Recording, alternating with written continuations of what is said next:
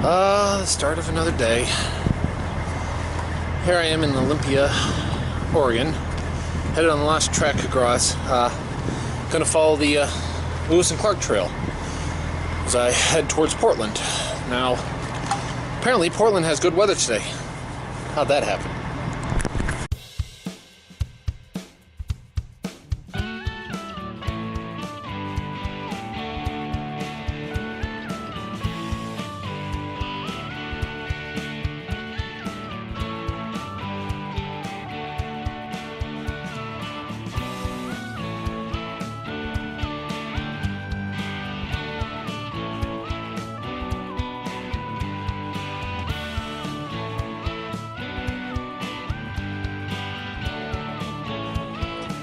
This leg of the journey is just like all the others, basically going east to west, but this is all Oregon. And you start off with what's kindly not really referred to much in Oregon as Eastern Oregon, how exactly Eastern Oregon functions. And you can see here the scenery is completely different from what the coast will be like. And it is more than anything else, very open terrain.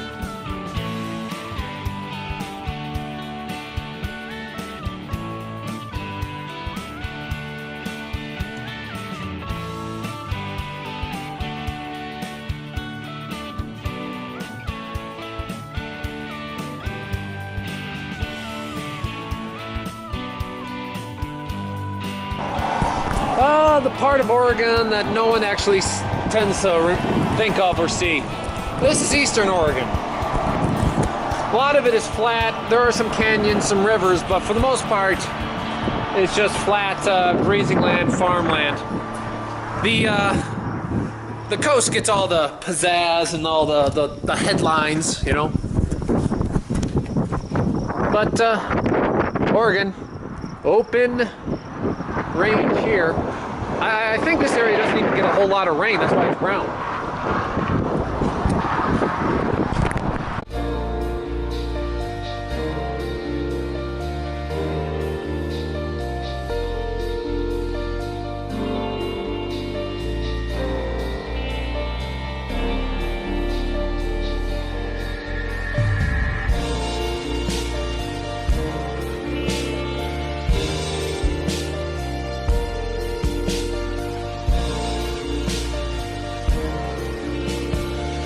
Yes, there are tons and tons of fields out here, a lot of farming occurs here, a lot of ranching occurs here, and it's just wavering. It actually doesn't really get a whole lot of rain out here.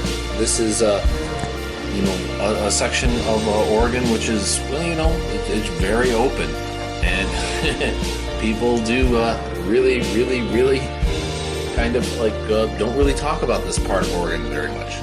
But this is also part of the Lewis and Clark Trail that I'm going down. It started off by going over a bridge of the Columbia River and then just kind of going down the Columbia River. And as you go down, the gorges will actually start to grow, but we'll get to that later. What actually, the first thing you see is all these little green spotches next to the Columbia River. Those are actually vineyards, because this is all Washington State vineyards. Oddly enough, this is not a tourist area at the beginning.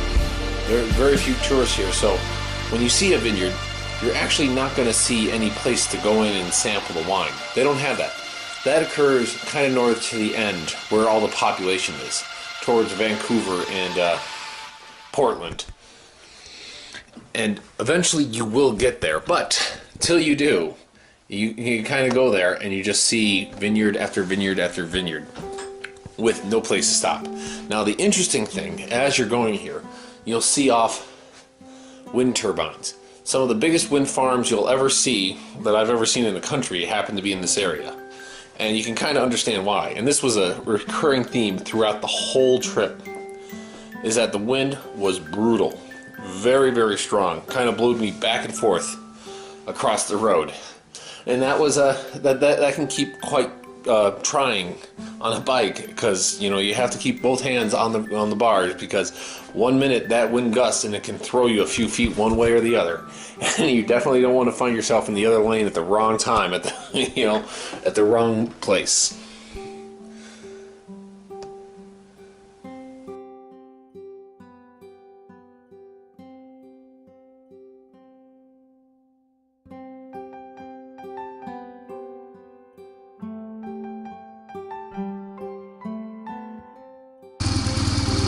Just look at all that. That is so cool.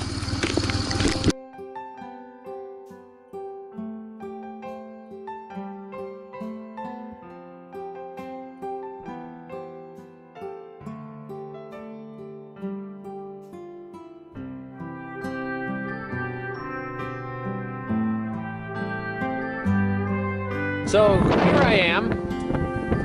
That's Mount Hood in the distance. But here I am at the gorge, Olympia Gorge, they call it.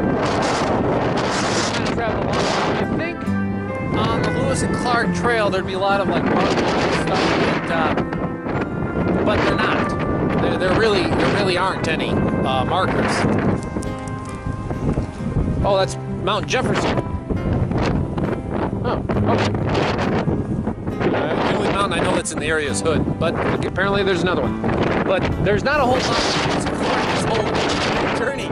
I mean, I've been waiting, and like, there's only, I guess it wasn't that eventful, this section of the journey. This is the first one I've seen, and I've been on, you know, riding this for about over an hour. Woo, who knew?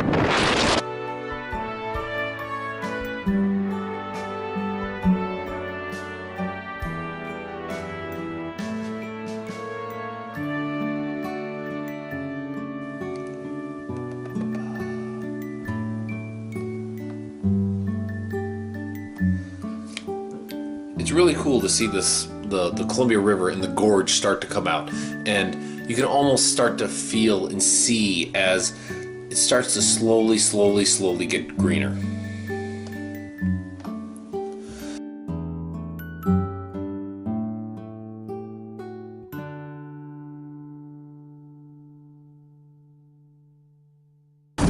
I'd say that's a really nice view. On these things, they're kind of detailing out how the Columbia River has actually changed. Because we've dammed it up and changed the Columbia River a bit. So there's a what was then and what it is now kind of explanation here.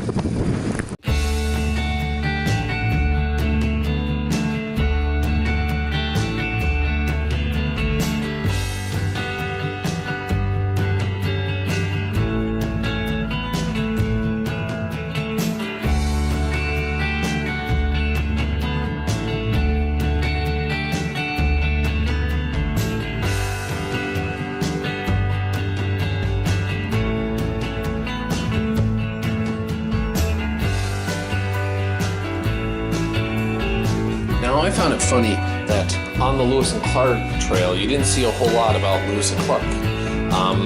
From what I could understand of what they put out here is that Lewis and Clark slowly came around here. And what is not told is how they had some troubles here, because there were some waterfalls or whatnot, but that isn't quite the same as it is now. What has changed mainly is that we've put in hydroelectric dams.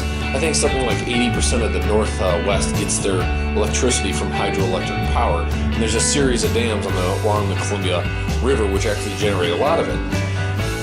And in doing that, it has significantly changed the landscape itself.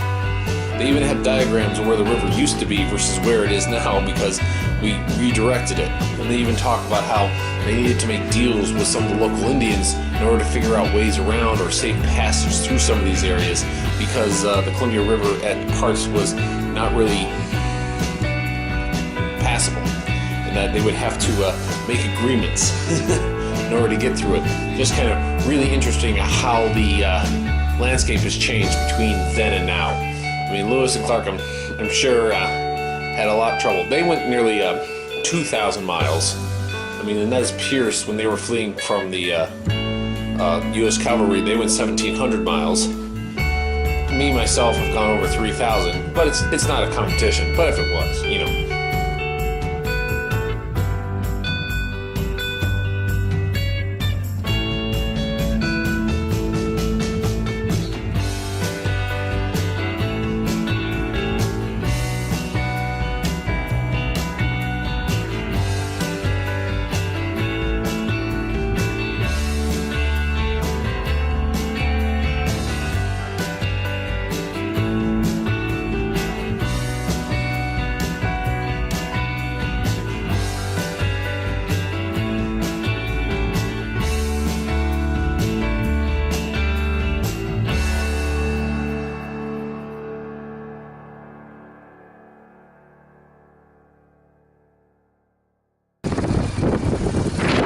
this got really kind of eventful real quickly when we're in the more rainier area towards Portland.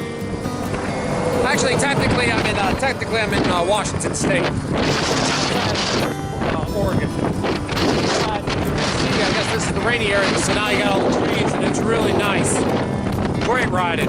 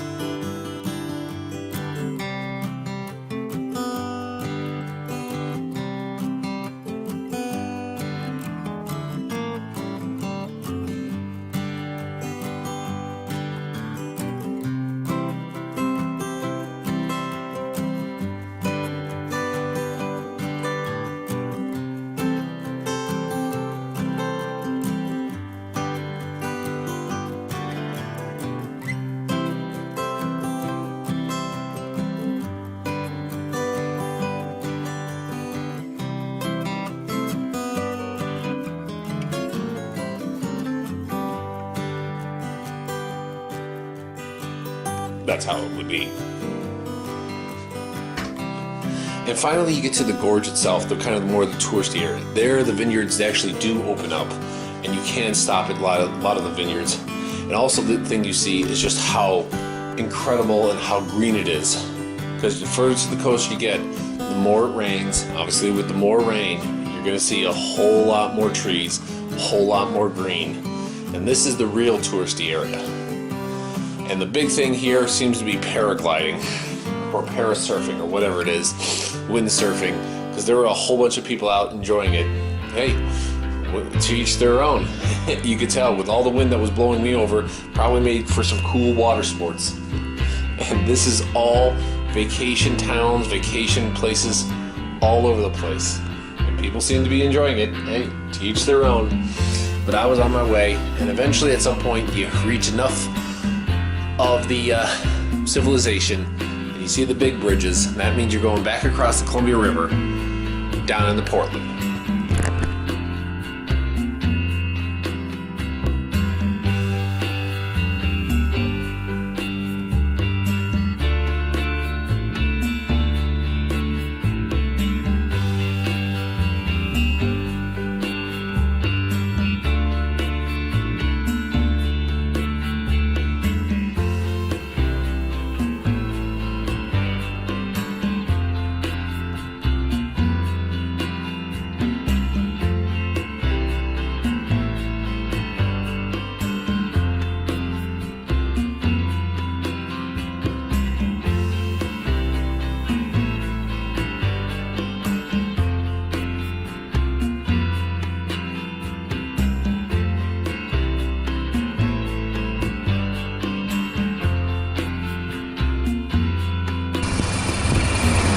Take it all in. What a great place. What a great ride. What a lot of wind.